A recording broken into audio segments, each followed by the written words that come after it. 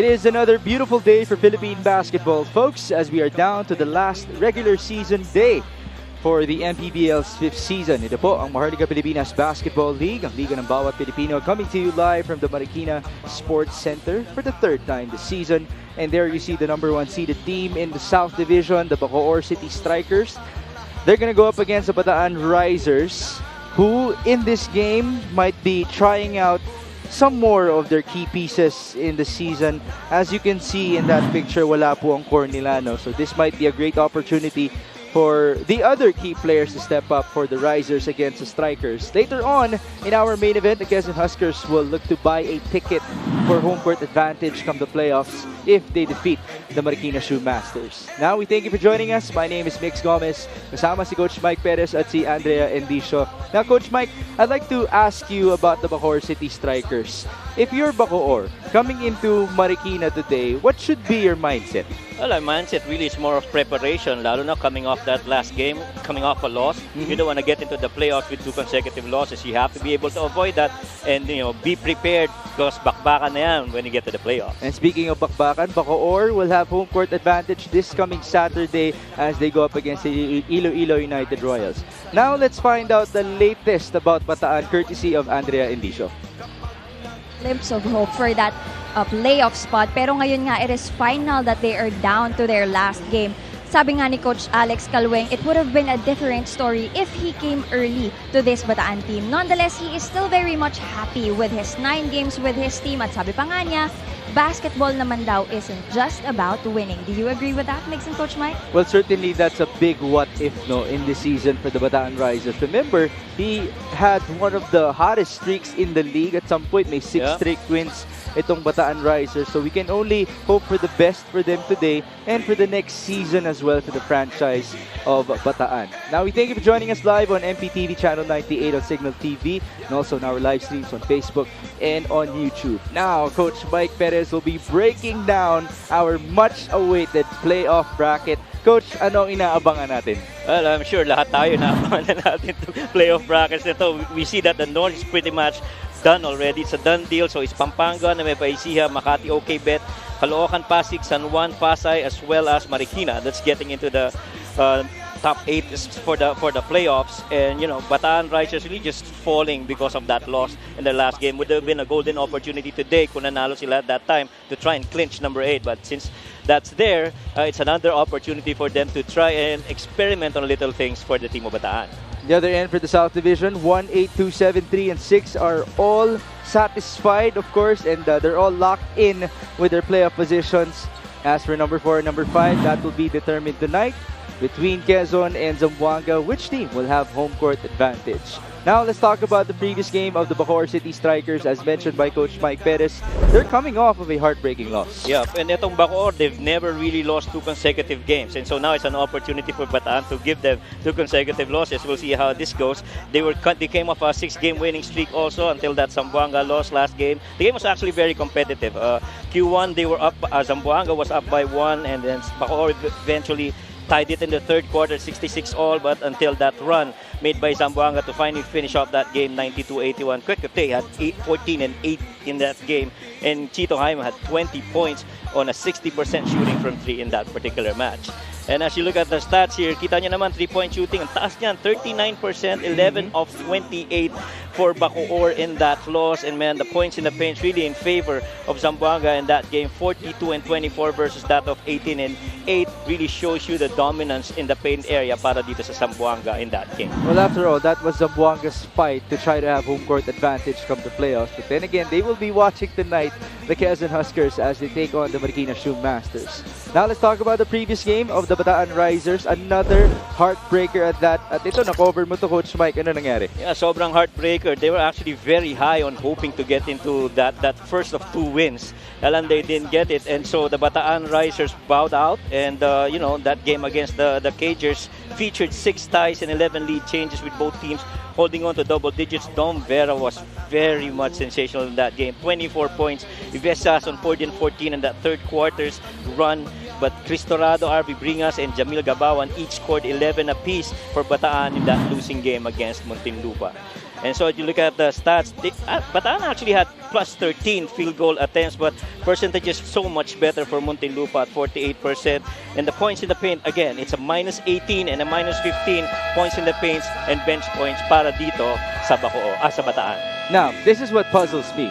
You mentioned a ton of key players for the Risers. All of them are not in uniform for tonight. So the question is, which of those new and other players can step up for Coach Alex Calweng, as it is Bataan versus Bacoor. And now we turn you over to Richard Campos.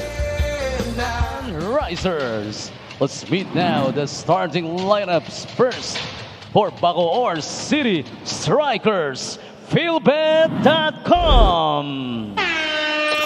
At forward number 14, J.R. Galit. Playing center number 81, Jammer Hamito. Power forward number 28, Chito Jaime. Guard number 24, Jimboy Pasturan. Starting at guard number 17, Alwin Alday. Bacoor Strikers, Philbet.com is led by Alex Angeles. His assistants are RB Mangahas, Jigs Guadamor, Marlo Corpin, the Skyscraper Marlo Aquino, Royce Cuevas, and Big Mac Andaya. Assistant team manager Lawrence San Jose. Coaching consultants are Cap PJ Aganus, Willie Generalao, and Chris Conway. Team manager and co-team owner Dennis Abelia. Team owners are Miss Che Cabal Revilla and Bacoor City Honorable Mayor Strike Revilla. Now starting for one, Bataan Risers, Kamaya Coast. At guard number 0, Josh Santos. The other guard number 28, Jeb Santos. Power forward number 14, Jasper Longalong. Playing center number 12, Dante Pagio. And at forward number 4, Jetro Sombero. Their head coach is Alex Calweng, assisted by Miko Dandan. Team coordinator Shai Ibangilista. LGU coordinator Erwin Oximoso. Assistant team manager. Presenting the starters for Bacoor and Bataan, we have Jimboy Pasturan, Alvin Alday, Jammer Hamito, and Chito Jaime. Joining J.R. Galit on his first start in the 5th season of the Mpbl. Kabila naman is Jeff Santos with the debuting Josh Santos, Dante Pagio Jr., Jasper Longalong, and Jethro Sombero for the Bataan Risers. Again, folks, Bataan doesn't have its usual core for today because this is their way of giving a good chance for their other players who might be key for them in their next season. You never know because there are a lot of storylines like that, no, Coach Mike, dito sa MPBL. Kahit na hindi kayo mananalo ng championship, but because of your individual performance, it can win you a roster spot for next year, which might be a different case. For all you know, your team next year might be a title contender. Well, it seems to me that the rebuild starts now para dito sa Bataan. In this game, they're trying to find out who are the guys that can actually execute at least their schemes and perform at a level that's expected of them in this match. Now, the one with the basketball right now is Josh Santos. The first time that we saw him in the MPBL was the three-point shootout, which coincidentally, it happened in Bataan as well. This is his first appearance. That's his first attempt. To no avail for Josh. Let me just give you a bit of a background on Josh Santos. He does have a reputation of being the Damian Lillard of the Bataan Risers. So he is supposed to be a good shooter for them. And Josh was supposed to make his debut back in Nueva Ecija when they were supposed to take on Laguna. But that was the game wherein Laguna got a default. Oh, okay. Yeah. Alright. So, na-delay ang debut nitong si Josh Santos. Let's see what he can do. Wala pa rin po nakaka-score, no? Yep. Santos on to Dante Pagio. Josh now goes to Longalong with 12 on the shot clock. Jasper will drive. Nice pass. Baguio on the short stab. Too strong. Rebound Hamito. Well, you like that they continue to be very patient despite, being a slow start. They're still trying to find the open shots and the open men that can actually get them their points early in this game. Alvin Alday misfires. Offensive rebound. Jammer Hamito. He spins and then he got blocked by Baguio. Here come the risers. That's Jeff Santos who turned the ball over. Takbo sa kabila. Jimboy Pastoran. He dribbled the ball on his foot.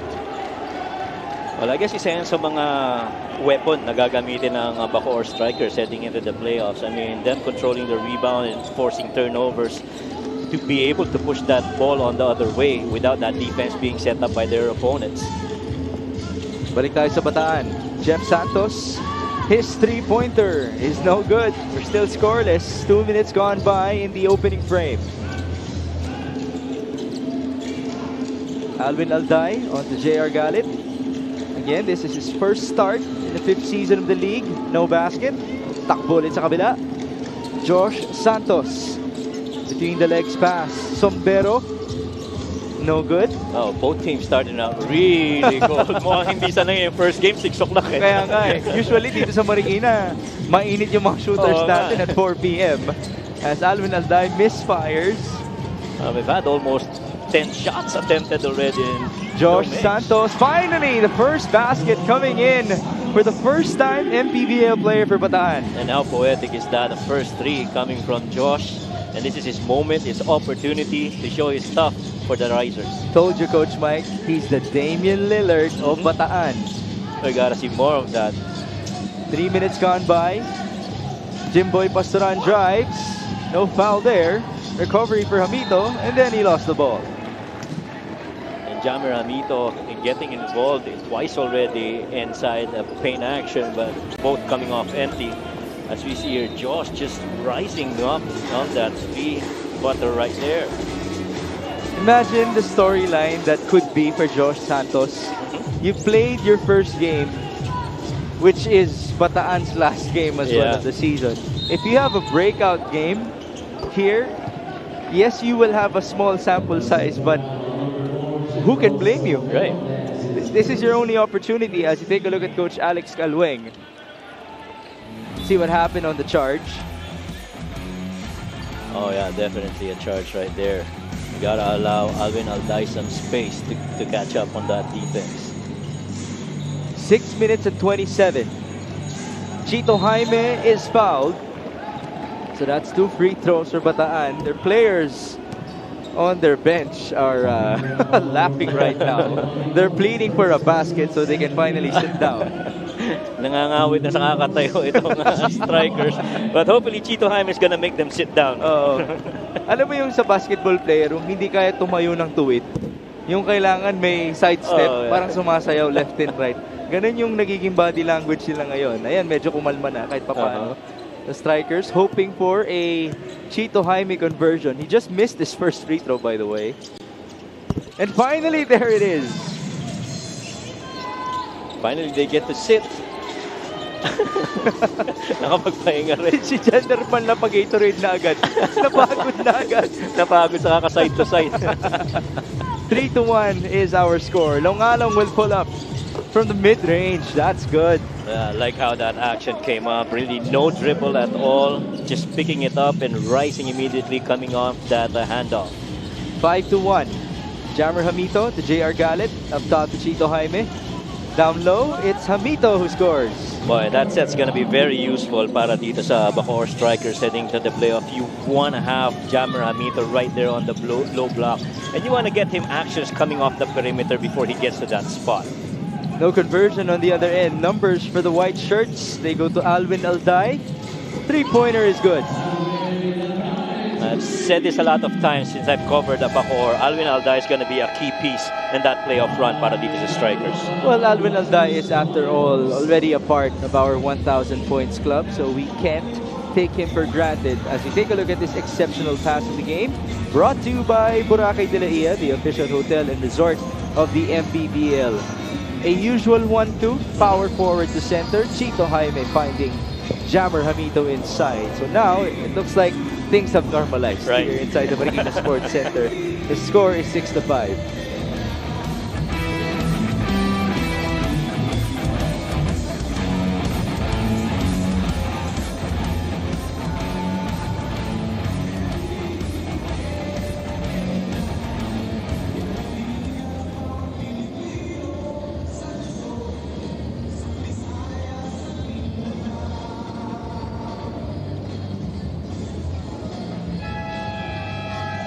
And there you see Michael Cañete at the sideline alongside some of his Bacoor teammates. Cañete, by the way, is nearing his return already for Bacoor.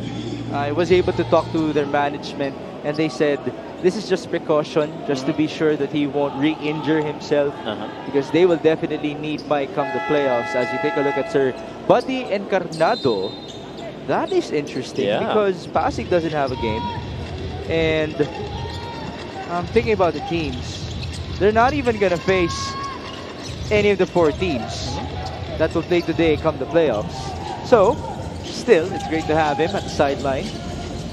As JR Galit passes on to Jimboy Pastoran. The shooting in this game has been abysmal so far, folks. It is a combined 4 out of 18 so far. Both teams shooting below 30% right now from the field. And katulad nga sabi mo kanina, hopefully things would start to normalize on their shooting clip. Here's Jethro Sombero. That's an open look. Just couldn't convert. Balik tayo kay Jimboy. Yeah, and that's one aspect of the game of Jethro that needs to be developed, that outside sniping, because not all the time he'd be able to control paint action, and so he's got to make those shots from the outside. Just like Jammer right now, showing us a lot of stuff inside the shaded areas. He's got 4 straight points now. Now, Hamito was actually a staple already in the starting lineup for Coach Alex Angeles. But in the previous game, he had to come off the bench because of the arrival or the re-arrival of Jemo Egulos.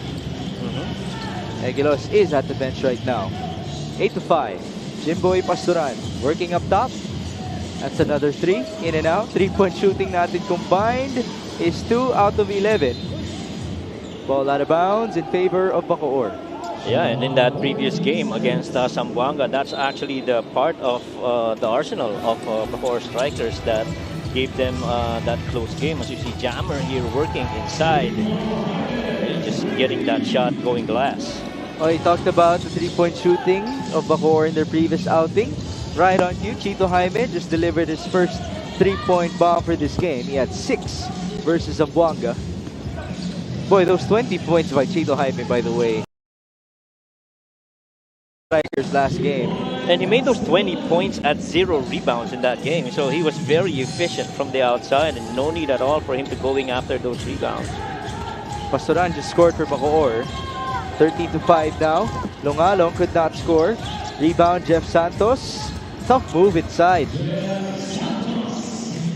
Boy, Bataan really trying to go against the bigs inside of Bacoor. And right now they're trailing by 6-3 still in the first.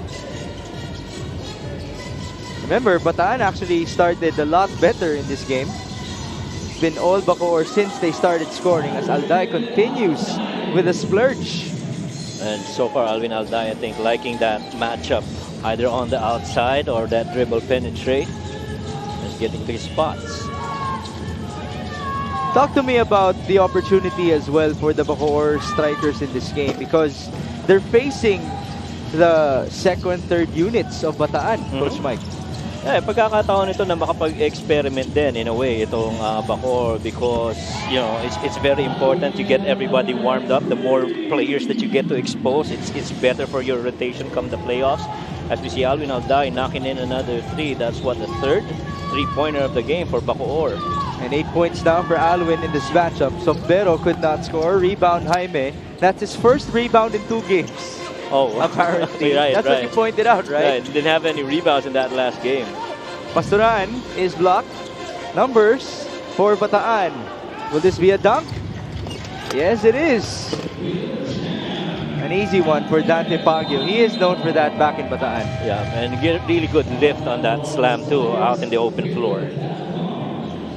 All right, so now we have a timeout as you take a look at this gimme of a dunk for Mr. Dante Pagio Jr., a homegrown himself of the Risers. Folks, if you're watching right now, especially on our Facebook page, I do encourage you to type in the comment section who you think could be the breakout star tonight for the Bataan Risers. But right now, let's listen in to Andrea Indicio. After their loss against Zamboanga, sabi ni Coach Alex Angeles, they learned a lot more about their team. Na kahit number 1 nga daw ang team nila in terms of defense, kailangan pa rin daw talaga nila yung pagtuunan ng pansin. The way they boxed out, show their discipline in terms of defense as well as their transition defense that game. Hindi daw yun ang Bacoor basketball na kilala ni Coach Alex. So now the goal is to take back their identity as the team which is capable of taking over the boards and is number 1 on defense. After all, as a sole team sa number 1 South, they have nothing to fear and nothing to lose. Back to you, Migs and Coach Mike. Well, I'm sure their identity was challenged by the new look, should we say that, for the Zamboanga family's brand sardines because of just how well coached they are nowadays by Louis Alas. Ikaw, Coach, if you're Bacoor and you got to face Zamboanga that's rejuvenated nowadays, and you know that you're going to have to go through them in the playoffs, what's on your mind right now, and how should you prepare for the family's brand sardines? Well, first off, you gotta start with defense because Coach Louis has been really a defensive guy for his teams, and that's one thing that's gonna, I guess, slow down a little bit their offense. And alam naman natin itong Bacoor, they love to snipe from the outside, they love to get out in the open floor. But first, you have to be able to defend so that you get that ball on the other end. Nungalong just scored inside. I like your point about them slowing down because that is a testament to the adjustments that you have to continue doing come the playoffs. As you take a look at that two-pointer by Jasper. Ito, napaaga yung playoffs in a way because it's a drastic change for Zamboanga and yet it is such an effective change for them. Right. At alam mo na it might actually be their edge, no? Yeah, actually, pag tinignan mo nga, parang everything, all the changes happen just in time. A lot of, there are teams actually that's speaking right now. I would say that, them climbing up, itong Zamboanga is just that right time heading into the playoffs. Recent nga lang din yung emergence ng Makati Kings on the North Division. Folks, a lot to watch out for come the playoffs. I hope you guys can watch it. It will begin this Friday in Pampanga and then sa Bacoor tayo this coming Saturday. Right now it is Bacoor versus Bataan with the score reading 18-12. Longalong on his in and out. Nice move by Jasper. He just couldn't convert. Ball out of bounds in favor of the white shirts. Yeah, if you look at Bataan, they actually gave a good fight to the northern teams, almost losing by just 2 points, and even getting that win over Makati by 3 points. And so maybe that's something that they can start building on heading into the next season. That's a big testament, by the way, winning versus Makati, because Makati is known to be the upset kings of the Mpbl. Usually, when they're taking on higher seeded teams, they usually win as a hacking foul was called on Bataan. Pasok dito. We have Jumilson Portales for the Risers. And here comes the all-star starter for Bataan, John Nermal, making his first free throw. Oh, John Nermal is going to be something in come the playoffs. Things are going to be very exciting as he tries to match up also on the other big wing guys of the other teams that's in the playoff. Actually, in their previous outing, John Nermal was the one guarding JC Marcelino. Oh yeah, they had to make use of his length. Correct. And that's going to be a key piece too for Nermal because his length is actually going to have to prevent and slow down some of the players on the opposing teams. Oh, good pocket pass. Oh wow. That was a tic-tac-toe kind of play for Bacoor, leading on to these 2 free throws for Mark Montuano. Beautiful middle ball screen that ended up in a pocket pass by John Nermal. First, how about this one? Robbie Darang, he's done that before in his college days and still continues to finish off that right-hand floater right in the paint. Just so everybody knows, he's left-handed. Right. Itong si Robbie Darang. Right. As Mark Montuano made his first free throw, there's Coach Alex Angeles. Last year, Coach Alex was the head coach of Bacolod. He took his core actually from Bacolod onto Bacoor, mixing with the core of the strikers that starred that guy, itong si Mark Montuano last year. That in itself should explain just how strong and deep they are roster-wise this season. 5 seconds remaining in the opening quarter. Ivan Ludovice will pull up. That's long. And that will do it for our first frame. Yeah, a lot of experimentation on both teams. Both teams started out really cold until magsimula na pumasok yung mga three-pointers. Started out with this guy, Josh, getting that three from the outside, followed by the free throw by Chito Jaime. But Jammer Amito's been pretty huge inside that paint. Off-ball action, getting to those spots, and Alvin Alday getting 2 3-pointers in that quarter alone para dito kay Alvin. Definitely, things have normalized for the Bacoor side. Now they're shooting at a 36% clip, and they made 3 3-pointers in the opening frame. We did see a dunk coming from Dante Pagio, but that's not enough. Bataan is down by 8 after 1.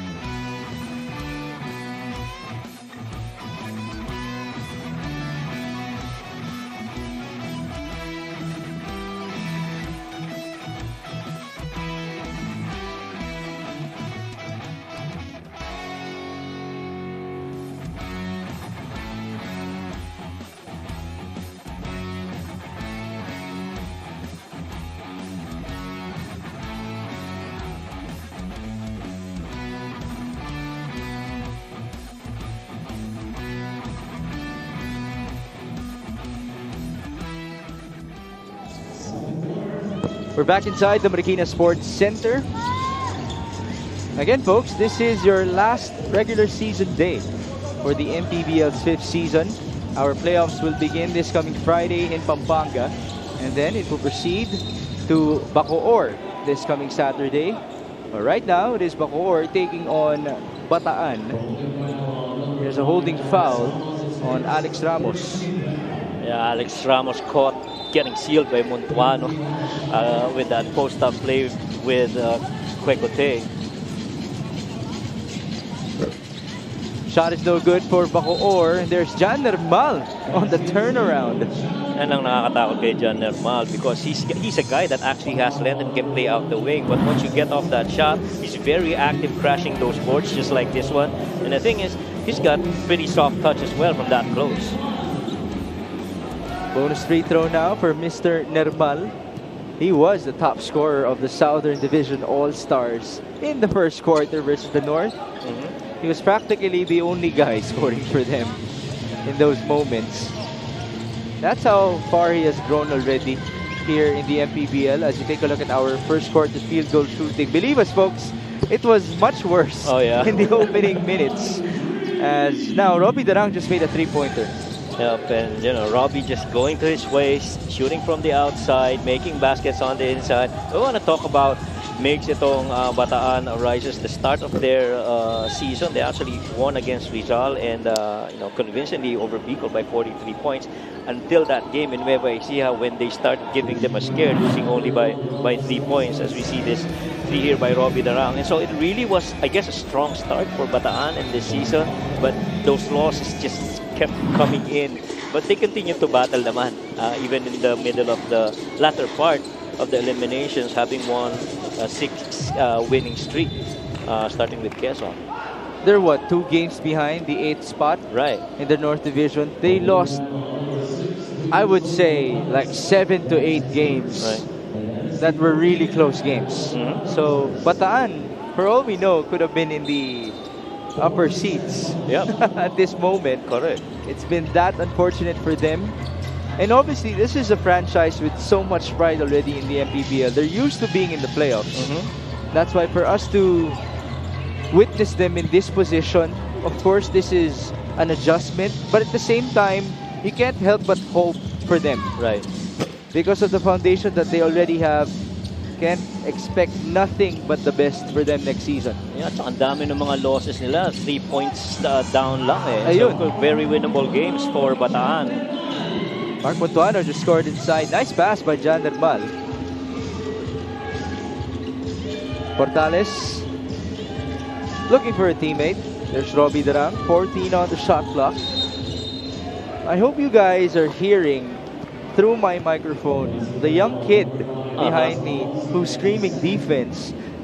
He's really loud, by the way. Pero that only means he's an effective fan, as you get to see that dish by Jan Nermal onto Mr. Mark Montuano. And so far, Jan Nermal doing everything here, scoring from the outside, getting offensive boards, making baskets and passes. And Montuano again underneath. Medyo nagmadali si Mark. 26-17.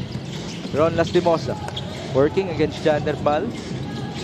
Over 2 minutes gone by in the second quarter. Lastimosa, nice backdoor cut, but Reggie Bilugan was not able to receive the ball. No, I don't think he's going to be able to catch that. That's way behind and that's too tight with two white shirts right there in front. Masaluman niya yun, it's going to be very difficult for him to create underneath. Balik tayo kay Ivan Ludovice against Robbie Darang. Pinapalabas si James Cuecote. It's a +5 on assist here in favor of Bacoor. A lot of them really coming from the wing guys. Decoy Lopez misfires. Nice offensive rebound. A sorry miss for Mark Montuano. Ball out of bounds in favor of Bacoor. I'm sure that's going to be one thing that Montuano will want to take back. Lalo na as you head into the playoffs, you cannot afford to miss close range shots like those. Lalo na as you go against the other bigs of the playoff teams. Oh, Bacoor's gonna need that depth come the playoffs.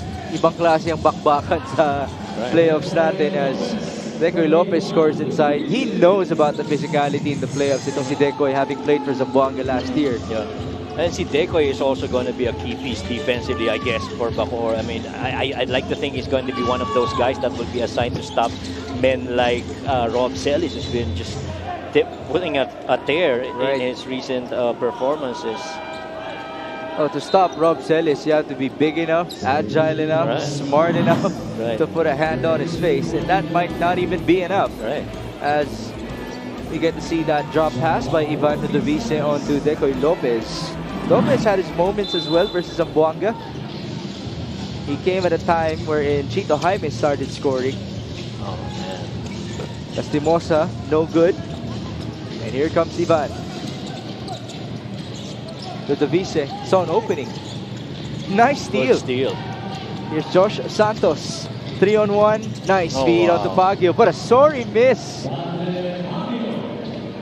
Yeah, I like that Josh Santos was actually very forceful going into that lane, waiting for that defense to buy until dishing it off last second. I feel bad for Josh because it's not an assist for him. Yeah. It's an offensive rebound and a putback for Baguio. Imagine kung magkasabay ito si Terado, Robbie Darang, and Josh. That's going to be, a sight to see on the floor at the same time. But then again, they'll be a little bit smaller, but they'll have speed on their side. Oh, I think they're going to be drastically smaller. Right. But they're going to be really quick. Right. Nice hands by Josh Santos. There's the feed. That's not going to be recorded as an assist. Because Dante Baguio missed his gimme. Buti lang, nabawi niya with a putback. I'd actually be excited of the Santos and Torado duo. At least yung dalawang maliit lang. Right. Lastimosa with 7 on the shot clock. That's a turnover. And here comes Rocky Asidre. Back to him up top. They swing to the right. Aaron Neruta. Screen by Egilos. The leaner for Aaron. That short rebound, Reggie. Wow, that's a nice between the legs move by Santos, but then he turned the ball over afterwards. Neruta will kick out. Asidre, specialty of the house. That's too easy. Well, 3 so far, looking really good para dito sa strikers. They've made already 4 3-pointers so far after 15 attempts. I tell you, Coach Mike, this is the usual storyline for Rocky Asidre. He doesn't get as many minutes nowadays from Coach Alex Angeles, but when he's on the floor in games like this, usually he balls out. And he takes it as an opportunity to, have fun, ball out, and show off what he can do for Coach Alex. Unfortunately, he fouled Reggie Bilugan in the previous sequence. Take a look at this fake step back. That's like a practice three for Rocky Asidre. Yeah, I like that how he allowed that defense to just fly by with a little bit of a shot fake. May tingin pa si Rocky Asidre. Tingin din tayo kay Andrea Indicio who has a report for us. Kahit nga hindi napasok sa playoffs itong Bataan, Coach Alex Calweng still expresses how happy he is with his mini run with his team. Sabi niya, after all, being able to do what you love, ano man ang maging result, is a blessing worth celebrating. Dagdag pa niya, Marikina is family. He knows some of the players, even Coach Elvis, is from Dinalupihan, Bataan. So para sa kanila, para na rin daw silang may representative sa playoffs. Additionally, Coach Alex shared to me his experience. Kahit maikli lang ang naging time niya with Bataan, he learned that there is so much more in coaching than just wins and losses. A reminder to him na marami pa daw talaga siyang kailangan matutunan in this industry. Makes sense, Coach Mike? Well, this is definitely a good start for Coach Alex Calweng. Have I told you his story? No, not yet. He already was supposed to retire from basketball as Viloria scores inside. Ano na yan nakasettle na yan overseas si Coach Alex Calweng. But because he had a son, then it forced him to come back to the Philippines and let his son play here in our country. Kasi syempre, iba yung pagmamahal dito, iba yung opportunities dito. And then, that was supposed to be it again for him. Hayaan niya na lang maglaro yung anak niya. And then, come the pandemic, he was just posting some of his social media stuff on Facebook. A certain guy named Louis Gonzalez was able to locate him, and he messaged him for a job opportunity in JRU. Oh, okay. So that led him to be an assistant coach for the Heavy Bombers as Asidre misses from downtown and Marquis gets the offensive board. At ayun na, thus started the relationship between Coach Alex and Coach Louis. Eventually, it dominoed onto him being exposed here in the Mpbl. He started as an assistant for Bataan. Now he's the head coach. Minsan talaga, mga opportunities, it comes in different ways, and the important thing is you gotta always be ready for those opportunities. Oh, God works in mysterious ways, Right. Coach Mike. Tsaka You all know about that. Tsaka sarap ng ganong feeling na nare-recognize ka as, siya hinahanap ko eh. Oo. Wala yung ganong opportunities. Diba? Egilos just scored inside. Nung una nga naisip ko, parang stalker naman ni Coach Louie na hinanap niya lang si Coach Alex on social media. But then again, it paid off. Shout out to Coach Louis Gonzalez, by the way. We miss you here, Coach. Yeah, Coach. Good luck to the games. 35-20. Santos misfires. Marquis got the board. Now here's Aaron Heruta. Jamo Egilos turning around, serving and passing. Marquis, nice fake. Marquis will drive. Sorry, miss on the layup. Pagio on the other end. He lost the ball, then he recovers. Bilugan, 14 on the shot clock. Jethro Sombero, no good. Ooh, a miscue, leading on to a dunk for Dante Pagio. Nagkatiningan na lang si Marquis tsaka si Aaron Heruta. Ano ba yun? How did that ball get out of us? That's 2 dunks already in this game for Yeah. Dante Pagio. Right. Remember, Mr. Pagio, the Mpbl record is 7 dunks by Poy Poy Aktub in one ball game. Oh, and we heard you a lot of times mentioning that. I got teased a lot by my friends after that. You never know, Dante might be the word of the day if Right. he actually gives us more highlights. Approaching 90 seconds remaining before halftime. Lastimosa onto Jethro Sombero. Nice. Great hands by Craniel Viloria, leading onto his 2 points. Turnovers not helping the cause of Bataan right now. They've given up 7 turnovers, which led to 8 points. Make that 10 points already in favor of Bacoor strikers. So you got to be able to take better care of that ball. This is the biggest lead now of the Bacoor City Strikers. Good hands by Viloria. Great pass by Aaron Heruta. Then there you go, the 2 easy points. Rightfully so for Craniel himself. There's the miscue, leading on to the Dante second dunk of the night. 6 more dunks, Dante Baguio. 6 more dunks. Malayo-layo pa. We have a timeout.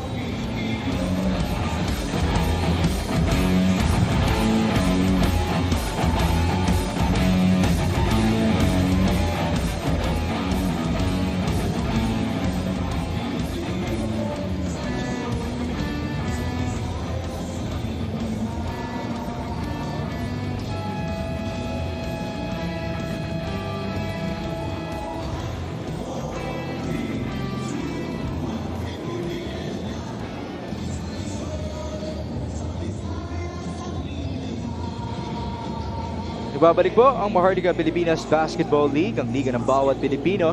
We would like to invite you to visit Boracay de la Ia for a premium experience in an exceptional stay. Yan po ang ating official hotel and resort of the Mpbl. Might as well try to find Sir Robert Kai. Check out their Facebook page for more information. And there you see Richard Campos. I just want to greet him a happy anniversary alongside his wife na si Jonah Bernabe Campos. Happy anniversary to you guys. Siguro naman yun yung asawa niya, no? Kasi yun yung nasa Facebook post niya eh. Yes, that is right. Sweetness eh. Oo, 17 years na silang mag-asama. Congratulations to Richard and congratulations to Bataan as well who just scored. It's now 37-24 under a minute remaining before halftime as Rocky Asidre makes a three-pointer. The way those threes continue to pile up here, that's already the 5th of 17 attempts para dito sa Bacoor. And nakikita mo talaga yung three-pointers, one of their key weapons na eh, dito sa arsenal nila. I mean, we've seen them win games.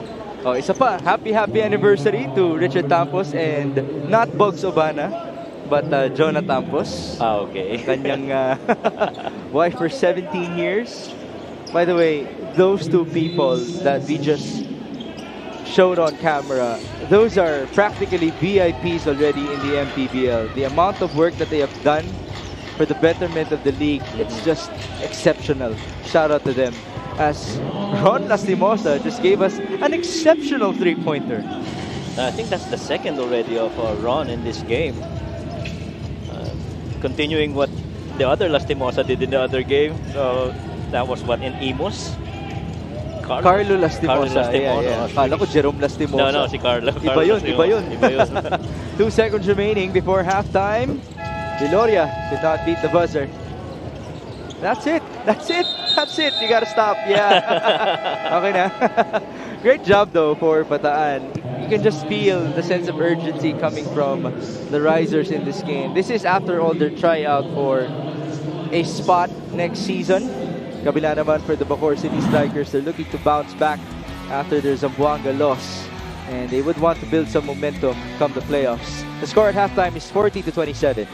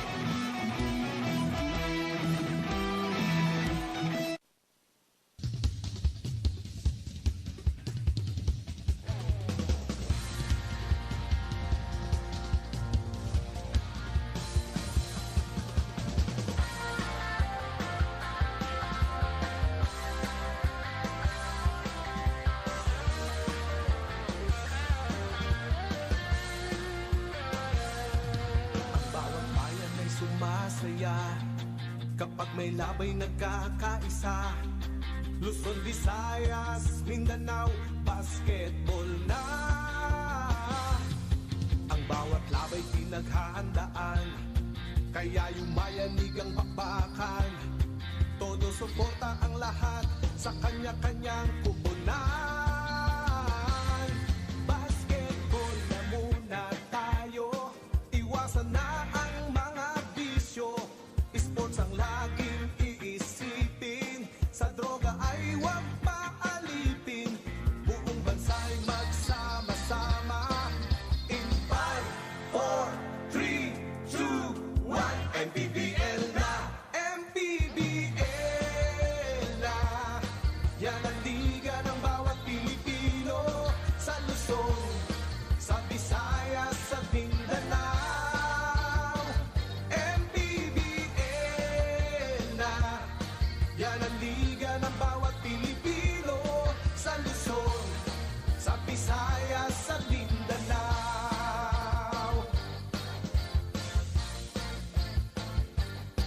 Ang bawat laban ay nakakakaba dahil sa husay ng bawat isa. Sigawan ay yumayanig kapag nag 3 points na.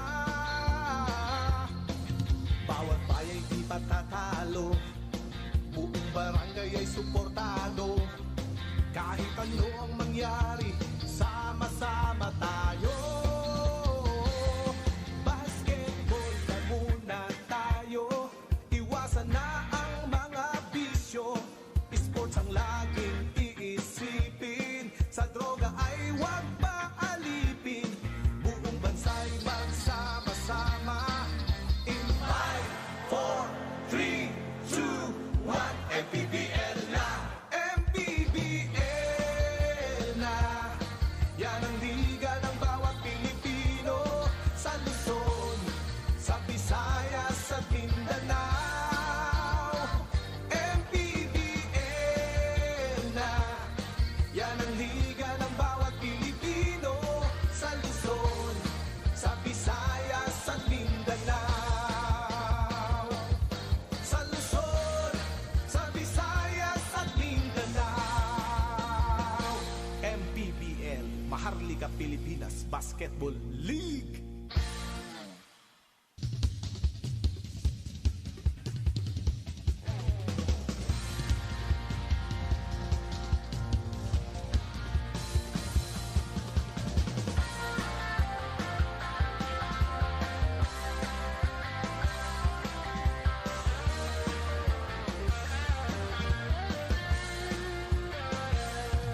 Ang bawat bayan ay sumasaya kapag may labay nagkakaisa.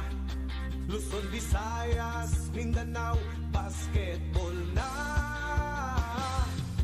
Ang bawat labay pinaghahandaan, kaya yumayanig ang bakbakan.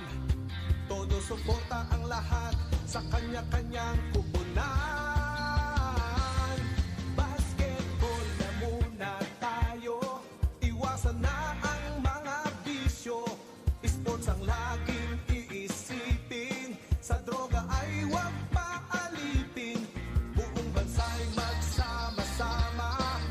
In 5, 4, 3, 2, 1, MPBL na!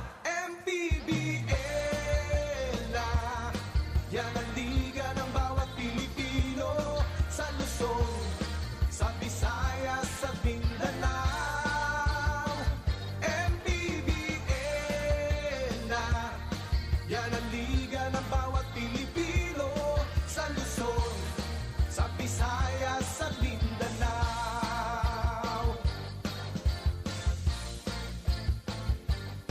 Ang bawat laban ay nakakakaba dahil sa husay ng bawat isa. Sigawan ay yumayanig kapag nag 3 points na. Bawat bayay di patatalo, buong barangay ay suportado. Kahit ano ang mangyari, sama-sama tayo. Basketball na muna tayo, iwasan na ang mga bisyo. Sports ang laging iisipin, sa droga ay huwag paalipin. Buong bansa'y magsama-sama. In 5, 4, 3, 2, 1, MPBL na! MPBL na! Yan ang liga ng bawat Pilipino, sa Luzon, sa Visayas at Mindanao. MPBL na! Yan ang liga ng bawat Pilipino, sa Luzon, sa Visayas at Mindanao. Sa Luzon, sa Visayas at Mindanao. MPBL, Maharlika Pilipinas Basketball League.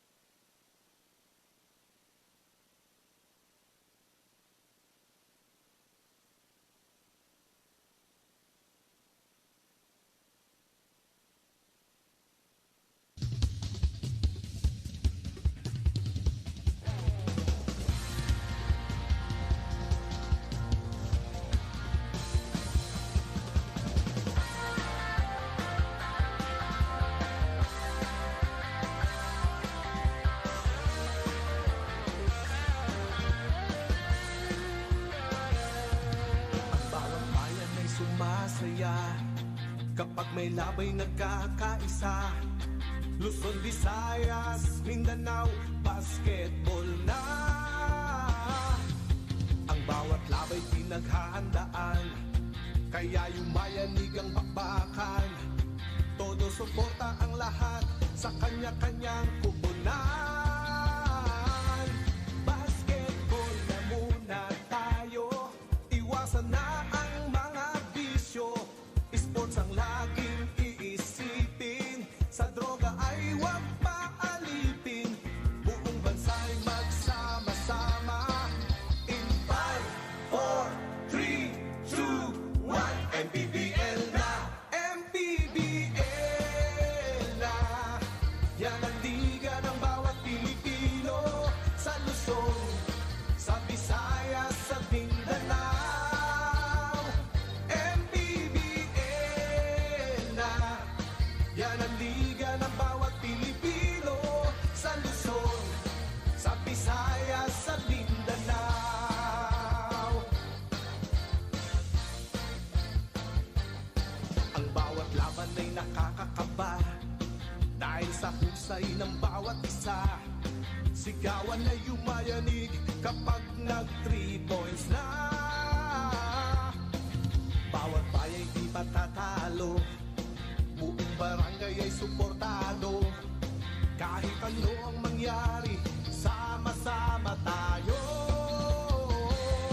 Basketball na muna tayo, iwasan na ang mga bisyo. Sports ang laging iisipin, sa droga ay huwag paalipin.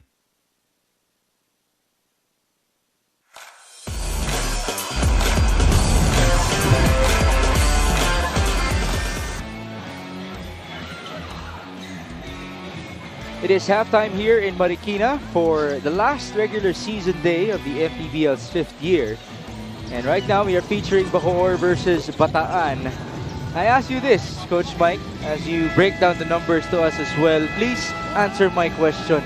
Who has impressed you the most from the Bataan side so far? I think it's Joshua who's impressed me a lot. You know, the way that he moved that ball and the confidence to go to the rack and getting feeds, and including Baguio, of course, with a couple of dunks. That's Joshua Santos, by the way. Joshua Santos, right. Numbers tayo, Coach. Yeah, look at the field goals here, almost 33 and 32% respectively for Bacoor and Bataan. Well, things started out slow, 6 and 5 in the first 5 minutes. Eventually, both teams made a run, 16-9 run in the latter part of the first quarter. Rebounds is a +9 in favor of Bacoor City, which led to 13 assists. Eventually, there's a +10 again in favor of Bacoor. And the bench really rising up para dito sa Bacoor. 22 versus 9. Veloria, Nermal, and Asidre coming up with the 14 of those 29 points off the bench for Bacoor. So I assume those three were the ones who impressed you the most. On For Bacoor. Bacoor, right. Leading scorers natin, Alvin Alday with 8, Rocky Asidre with 6, Chito Jaime has 4, and Mark Mantuano has 4 as well. The other end for the Bataan Risers, we have Jasper Longalong, Dante Paglia Jr., that's Robbie Darang and Ron Lastimosa combining for, let's do the math, 7 plus 6 plus 5 plus 3. Ilan yan, Coach? 8, 14, 21. 21. There you go. That's right. Okay. I did ask Ives Sazon, even though he's not in uniform for today, nanonood siya sa gilid, no? In this game, who do you want to impress everybody? And his answer was Jasper Longalong. Okay. Jammer Hamito just scored inside for Bacoor. But Robbie Darang was also impressive, coming off with 5 points. Actually, yung 8 of the 9 points coming from Robbie Darang and Ron Lastimosa with that triple in the first half. And very little contribution off the bench para dito sa Bataan. Here's Dante Paglia. That's short. Great effort by Jeff Santos. Couple of fakes. Kick out. Then on the shot clock, Lastimosa. One more feed, and Paglia will miss. Ooh. Ball thrown away. Yeah, I think twice we've seen Baguio miss easy gimmies in this game. Oo nga, yung isa assist dapat dapat. kay Josh Santos. Yeah, turnover was committed by Bacoor. Folks, if you can see at the lower part of your screen, we actually have a lady referee, no? She's the only lady referee that we have in the MPBL. It's referee Janela Alba. Shout out to her. Oh yeah, yung mga female referees natin really, showing us that even the women can get involved in the officiating. I mean, we've seen basketball grow on the women's side, pero officiating as well, maganda yan para sa basketball program ng ating bansa.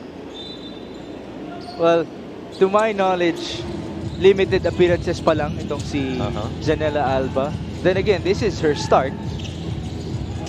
It's gonna be interesting next year kung madadagdagan, no, yung ating female referees, as Dante Baguio just gave us, what do you call this, a wedgie. Right. But he had ill intentions on that of them. He's planning to dunk over Jammer Amito right there. Oh, Baguio's got hops too. Again, folks, Dante Baguio already has 2 dunks in this game. He is 6 short of breaking Poy Poy Aktum's record. Medyo malayo-layo pa yun. Well, he's got time. Tingnan natin. He did mention he has, what was your term? Ill intention? Yeah. That's Dimosa, misfires, ball out of bounds in favor of Bacoor. Ron Lastimosa, despite him being a veteran already in the MPBL, he's had limited minutes all season long. Jammer Hamito onto Alwin at the corner. That is too strong. Ball recovered by Bacoor. Jimboy Pastoran. So Bataan a little bit slow to get to those 50-50 balls. And Bacoor always recovering for the most part. 5 on the shot clock. Pastoran passes on to Chito Jaime. There's the leaner. Off to the left. Ball tapped and recovered by Jasper Longalong. A good block too on that rebound position for Baguio.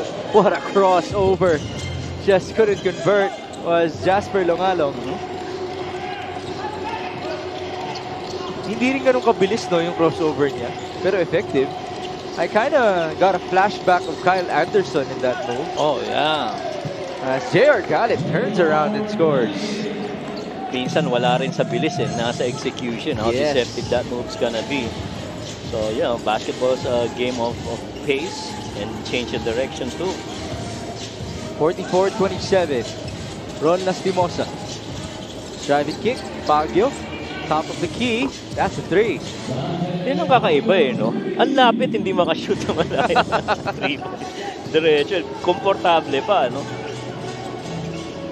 Well, with the many analysts that I have worked with and heard before, marami rin talaga nagsasabi, kahit yung mga shooters, they can't explain it. Pero sanay lang talaga kapag tumitira mula sa labas, especially the 3-point shooters.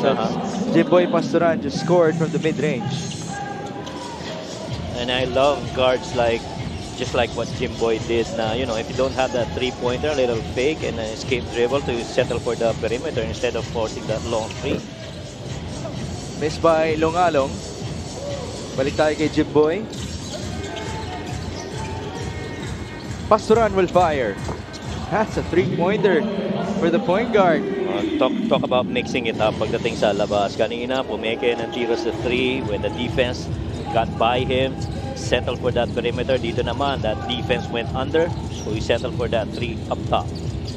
49-30. Jeff Santos pulls up. That's short. Rebound, J.R. Gallet. Balik tayo kay Alwin Alday. Alvin drives down the middle. Hook shot. That's signature, Alvin Alday. Napakalaking bagay talaga yung initial na drag screen up top ni Jammer Hamito to free up Alvin Alday, who loves to finish right in traffic going middle. That's 10 points now in this game for Alwin. He is the leading scorer of Bacoor after all. Longalong. Nice move again. Okay, he's faster than Mr. Slow-Mo, Kyle Anderson. That's for sure. Yeah. But he's not the fastest guy.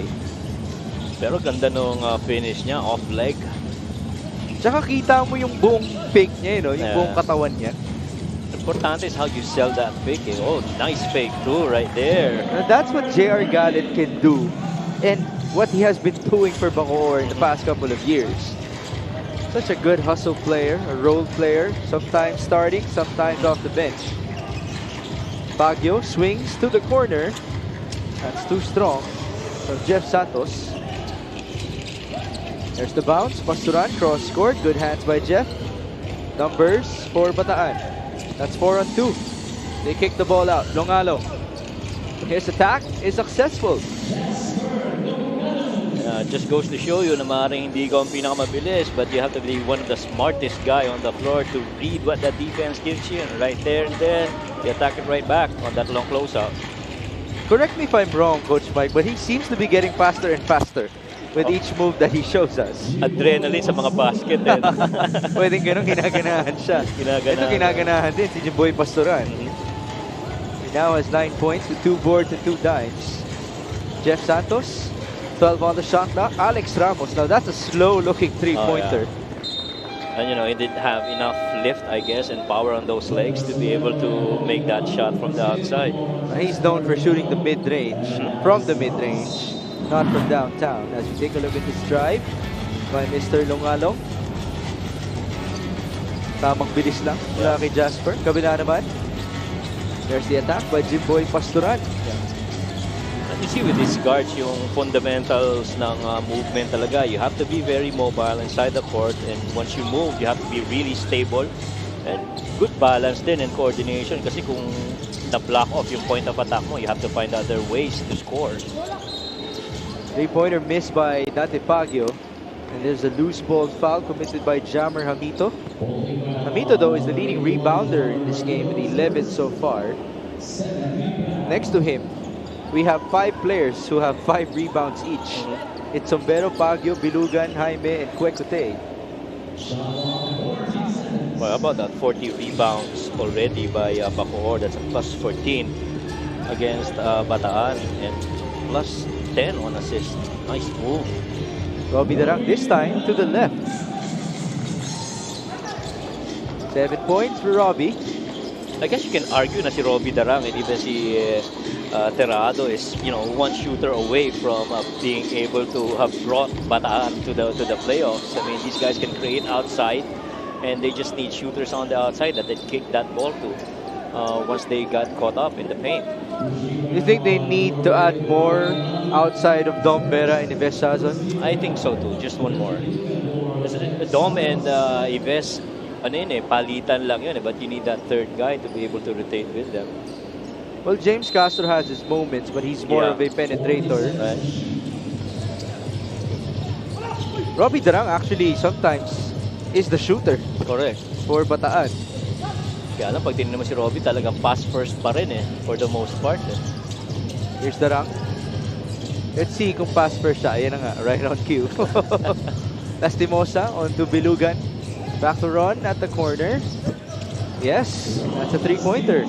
That was good defense there by Alvin Alday, going up against that lift from the corner, trying to stop him from going up top, but good reaction too on the offense by Bataan.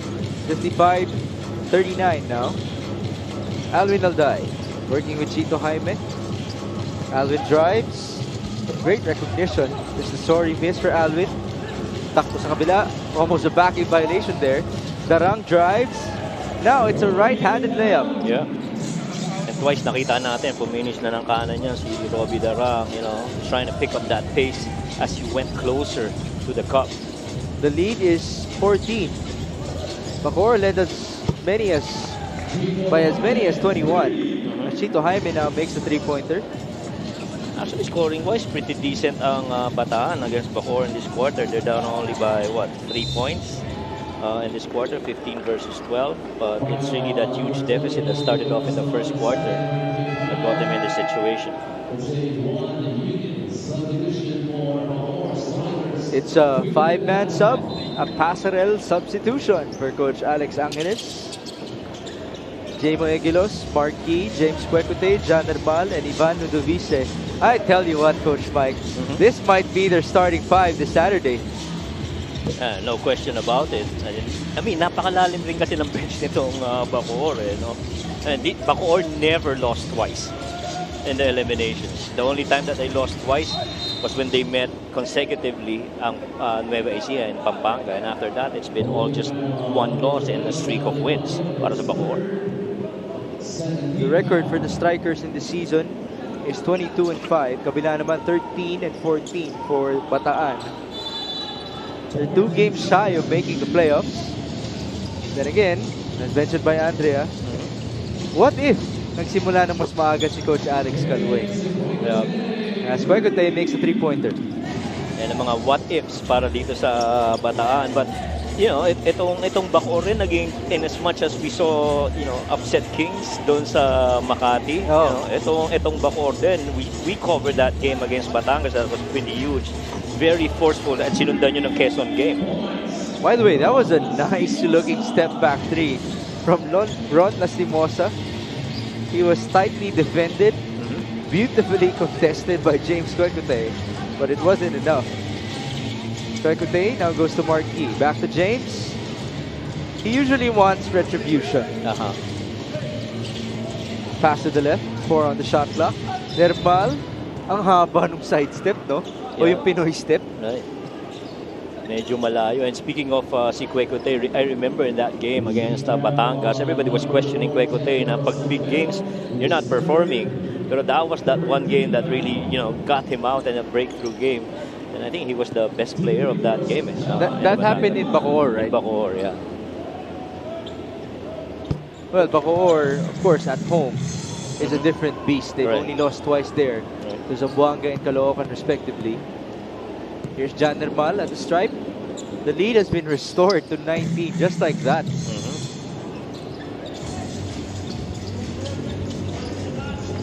Yung mga marquee players na mga playoff teams natin, expect natin talagang they're gonna rise above the occasion come the playoffs. And we can also expect tighter defenses against Right. them. Oh my goodness. What an alley-oop from half court. That's Ivano Davise onto Jan Nermal. What a pass that was, perfectly timed, a good angle, just the right lift for Nermal to finish. As Robbie Darang scores on the step back with 17 seconds remaining. I actually got the feedback from Ives Sazon that the ring is relatively lower as well here in Marikina. For all we know, that could have been a dunk by Jan Nermal. Yeah. Ito si Eculus, malaking bagay ito from the playoffs, especially as you battle against the bigs, you know, going up against Balti and Dexter. You know, magandang labanan yan inside the paint. 3.7 seconds remaining in the third. Marquis is doubled. 1 second. Nermal to beat the buzzer. Oh! That bounces in for Jan Nermal. Oh, even got the top part of that board. Right. Let's see here. It might be a bit hard to locate it with this angle. But do take our word. Ayun, tumama nga. Yeah. It's off the glass and in for Jan Nermal. And this is after his alley-oop conversion. Right. Oh, look at that shot though and that lift. Tamang pectus, tamang basket. Actually, kitang-kita nga talaga, no? Kitang-kita mo rin yung batok sa kanya. Ng teammates niya. We're just so happy for him. This is now the biggest lead of the game for Bacoor, 68-46.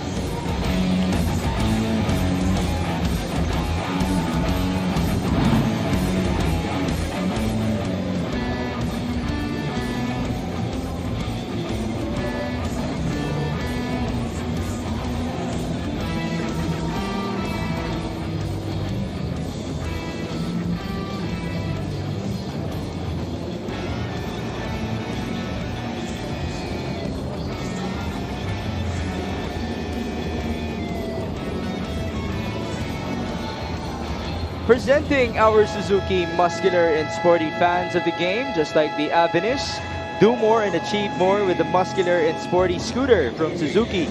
The Avenis, oras na para magmotor. Lalo na dito sa Marikina. Ang dami nagmumotor dito. And I hope that our fans are very much excited to be in the venue. Later on, the Shoemasters will defend its home turf against the Quezon Huskers, who are looking for home court advantage come the playoffs. And there you see Sir Buddy Encarnado. Again, Pasig is not involved today. But it just so happens that he was on his way back to his home. And dahil taga-Pasig lang naman ito si Sir Buddy, might as well, sabi niya, manood na lang din ako ng Mpbl.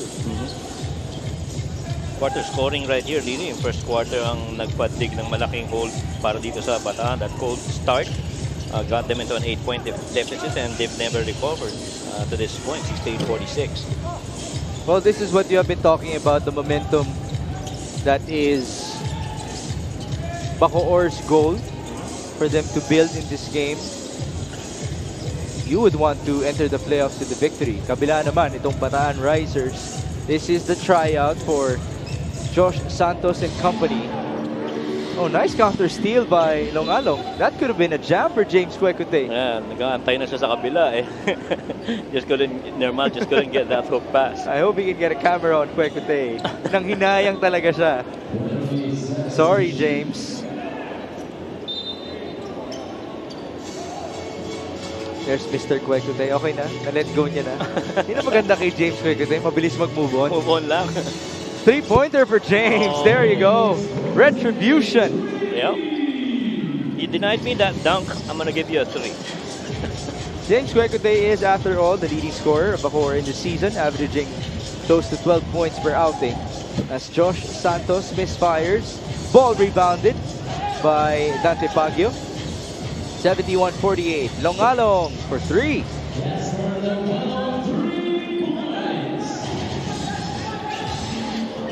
14 points already for Longalong in this game and he's been hitting it from the outside. He's the top scorer for Bataan, just ahead of Robbie Darang. Marquis onto Jan Derbal. There's the face-up. Now he's backing down. Derbal. Good help by Josh Santos. Forward pass. Ball recovered. Santos to Bilugan. Corner 3 is short. The other end we go. Derbal onto Kwekute. Mabawi. In and out, but he was fouled from downtown. At unsportsmanlike pa ang initial call. Sobrang haba nung closeout. I think that's gonna be a landing spot if I saw that correctly. Let's see what happened here. Ayun, Yeah. nasa ilalim talaga. Yeah, this should be quick for our referees. Well, luckily for Kwekute, didn't land on that foot. Heading into the playoffs, very important piece yan si Kwekute. And he's coming off of an ankle injury. Right. James Kwekute, that's the reason why he missed the All-Star game. Yeah, it's gonna be an unspoke. Yeah. The referees are already speaking to Jethro Sombero. That foot got stuck out before, buti na lang si Kwekute talaga nakaiwas. Unsportsmanlike foul on number 4, Jethro So 3 Sombero free is throws tayo four. para kay James Kwekute. At 4 fouls na itong si Jethro Sombero.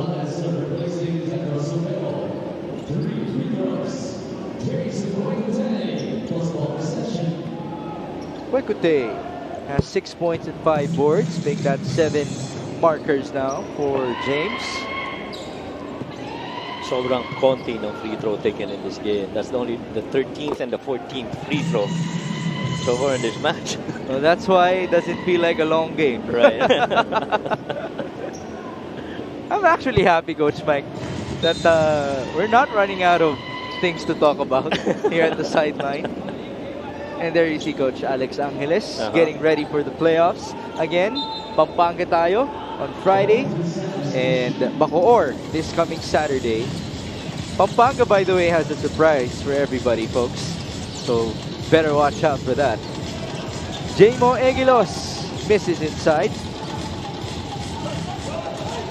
Recovery for Jan Derbal. Hindi niya alam. The whole time, pinagsasabihan na siya ni Marky. Pre, tira mo na.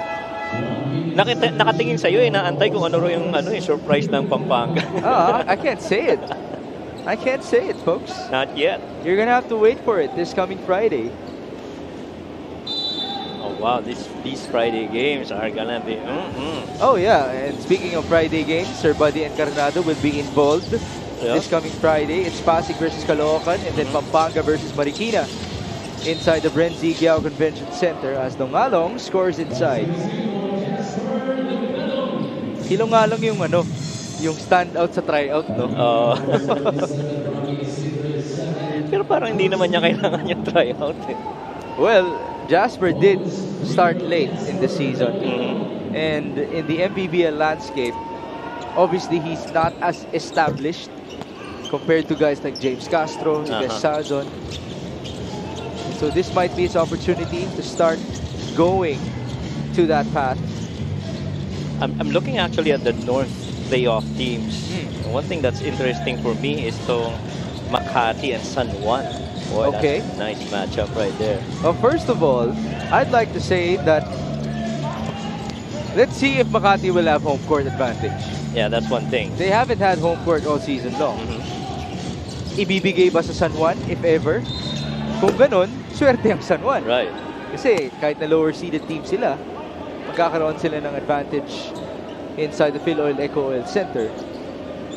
But hopefully we get a home court for Makati because I like to think that they earned it, especially in the playoffs, Yeah. the way that they played.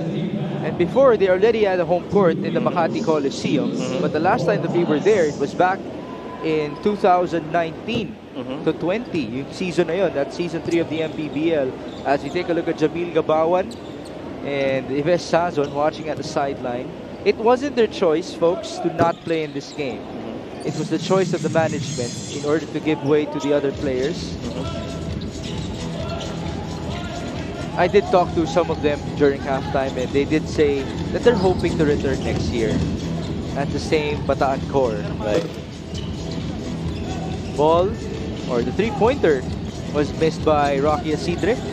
74-54. Yeah, I think itong Bataan is gonna be a team to watch, especially off-season. I mean, these guys are gonna be building up and preparing for the next coming season.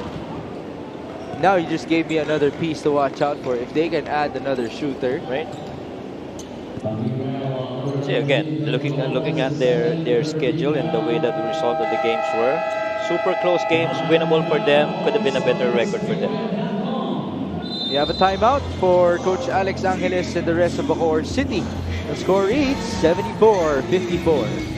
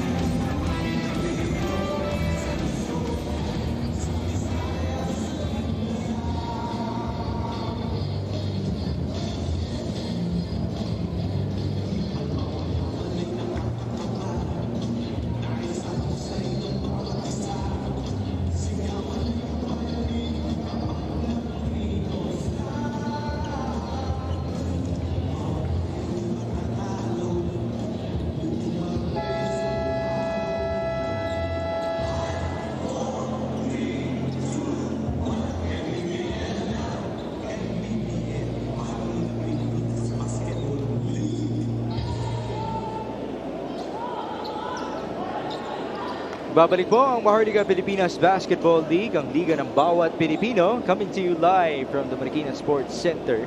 This is Mix Gomez at your service alongside Coach Mike Perez and Andrea Endicio.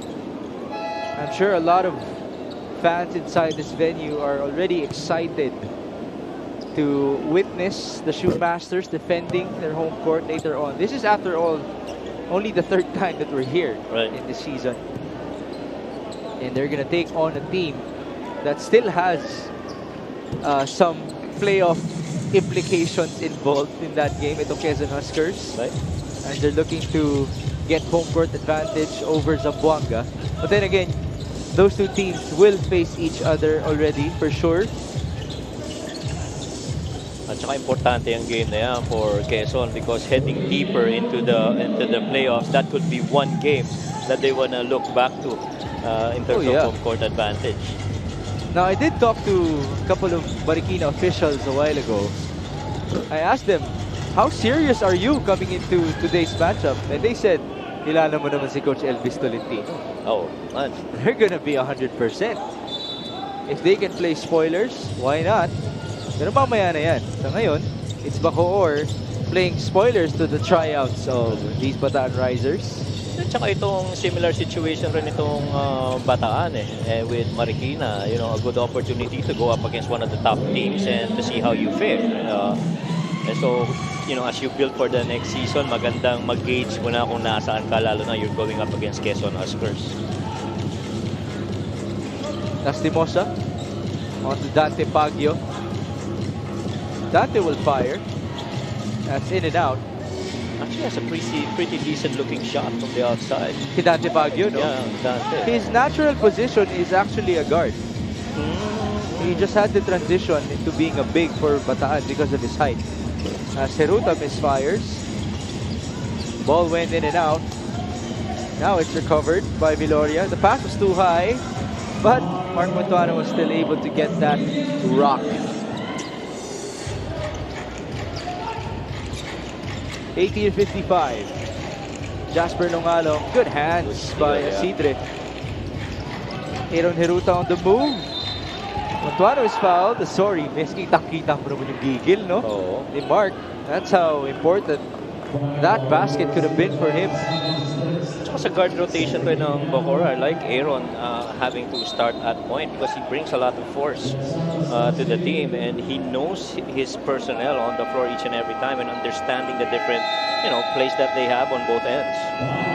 I have a comment about Aaron Heruta bringing in force for Bacoor. Pero mamaya na yan. All right. We have a timeout.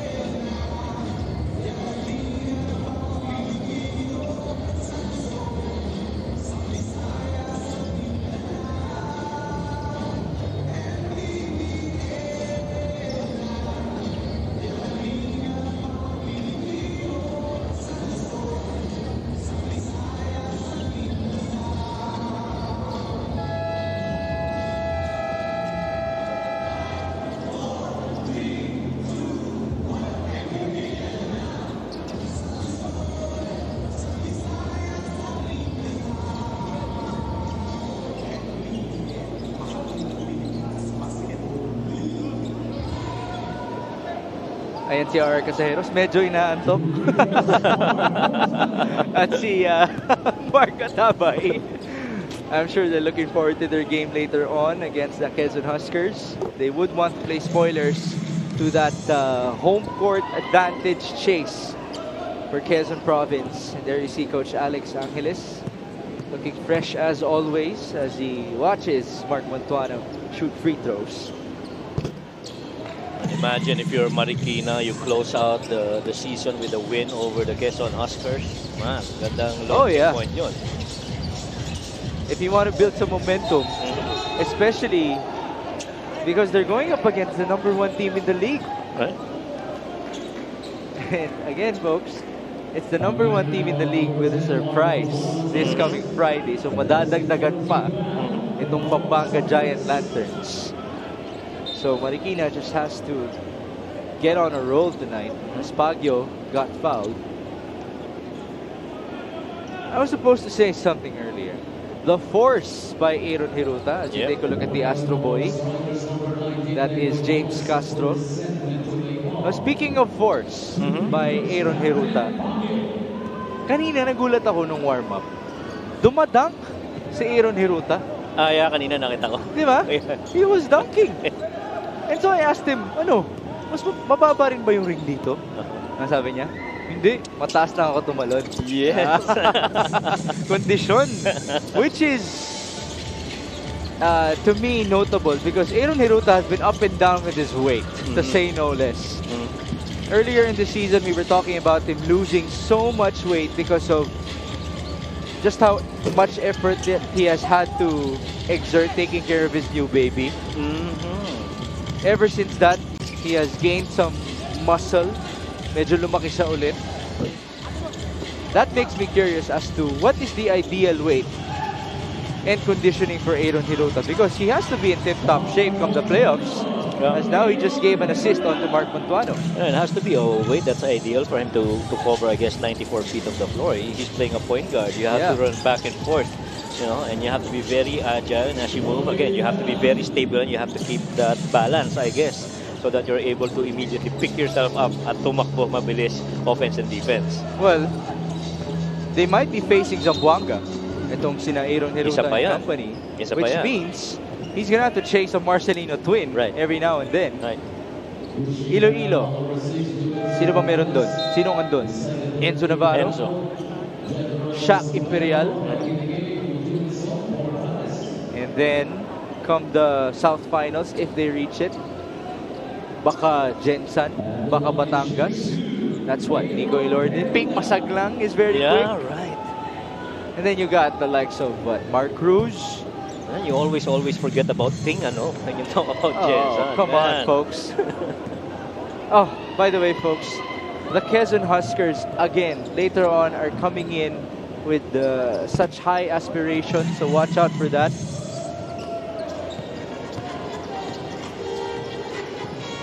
(86-58), 3 minutes and 23 in the fourth quarter. Jethro Sombero onto Robbie Darang. Let's see how many he has already. That's 16 points for Mr. Darang. Yeah. That time, hindi na inantay yung elevator play. Tinira na kagad ni Robbie.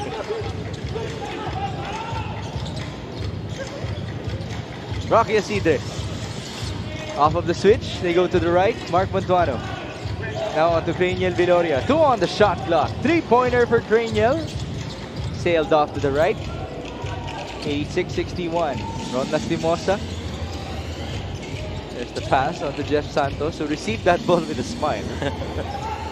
2 minutes and 35. Robbie Darang off of the horns play. Baguio. Sombero. Santos was wide open inside. 4 on the shot clock. Lastimosa fading away. Too strong. And here come the strikers. 3-on-1. Heruta lost the ball. Ugh. That wasn't pretty. But Mark Montuano will take it. Ganun rin sana ang sasabihin ko eh. Napapakamot si Aaron. Well, for Mark Montuano,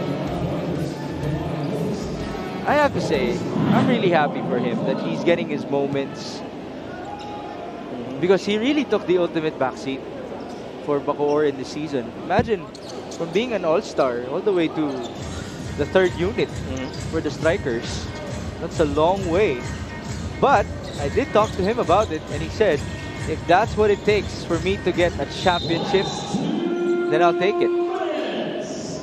That championship mentality definitely in there for Montuano. And ganun naman talaga. You know, the tables would have to turn eventually. And sometimes you're gonna get your opportunity, and you just gotta stay ready.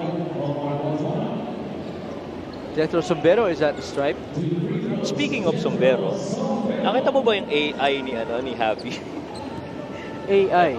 Yung AI image niya from the Facebook post. Ito ba yung nagtitrending ngayon? Na pinapasok mo yung mukha mo sa mga katawan? Mga parang throwback, younger version of yourself? Yeah. Okay. You should see what Javi did. Kamukha ni Jethro? And then, you should see his outfit. Hip-hop na, you know. How is it related to Jethro Sombero? Because he's wearing a cap. Sombrero. Oh my goodness.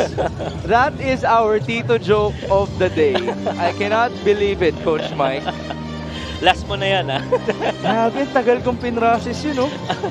Shot clock winding down na tayo para sa Bacoor, oh. Heruta scores inside. Can't believe it. Can't believe it, Coach Mike. Di mo nakuha yun after nung September pa lang, wala pang October. Sombero misfires. Lopez got the board, 90-62, 80 seconds to go. Alam mo yung mga sa comedy scene, yung kunwari hindi nagagets ng tao yung nangyayari. Tapos may mga math symbols na lumalabas sa parang paligid. ganun, Parang ganun yung nangyari sa akin kanina eh. Si Coach Louie kaya nakuha rin yun. Alam mo, feeling ko si Coach Louie, oo. Si Nico Salva, oo. Sama-sama kayo yung mga yan. Thanks for trying though, Coach. 1962, a minute and 16 seconds remaining. Rocky Asidre is at the stripe.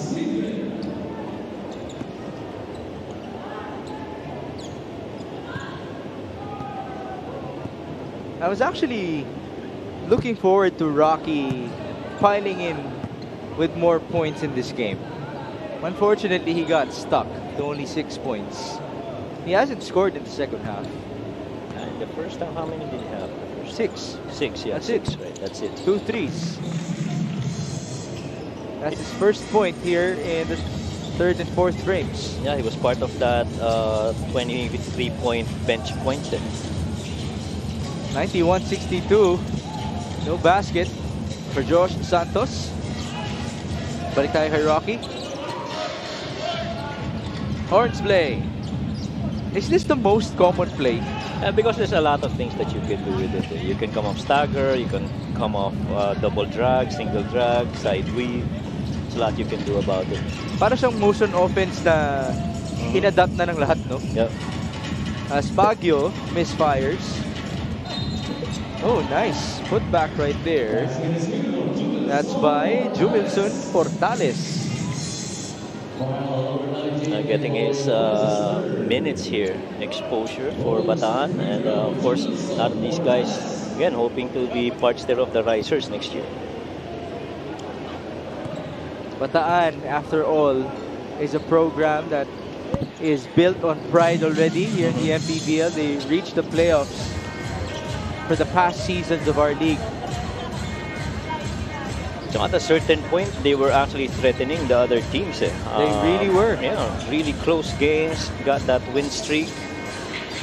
There was actually a losing streak filled with losses decided by a single possession. Yep. Ganong kasakit yun para sa Bataan. Yeah, yung loss nila sa Nueva Ecija, Bacolod, and Manila, those were, one possession games. But if you think about it as well, Imagine, the Bacolod and Manila games could have been yung mga winnable game. yeah. They should have taken over already. Imagine if they took down Nueva Ecija because they lost only by 3 points and won over Bacolod and Manila. Again, that's a one possession game. They would have started 7-0 Yeah, the eliminations. right. They were up by 19 in that game. Before that usual Nueva Ecija third quarter comeback. Right.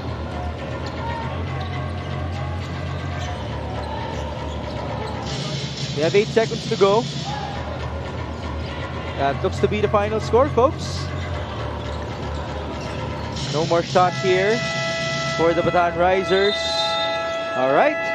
So we do congratulate them after everything that they have gone through in the season. The Bataan Risers they've been very impressive ending their campaign here in our 5th edition. James Castro, Ives Salzon, RV Bringas, Dom Vera, Jamil Gabawan, all of those guys who missed in this game, shout out to them. And shout out to those who poured their hearts out as well versus a very tough team to go up against, the Bacoor City Strikers. That's right. And, hopefully at least the coaches could hopefully, see the results that they wanted. See John Nermal here really good in this game. 11 points, going 3 out of 5 from the field to go with 3 rebounds in his performance tonight. I was actually hoping that another player outside of the usual first unit would get the Best Player of the Game award. But then again, Nermal played very well.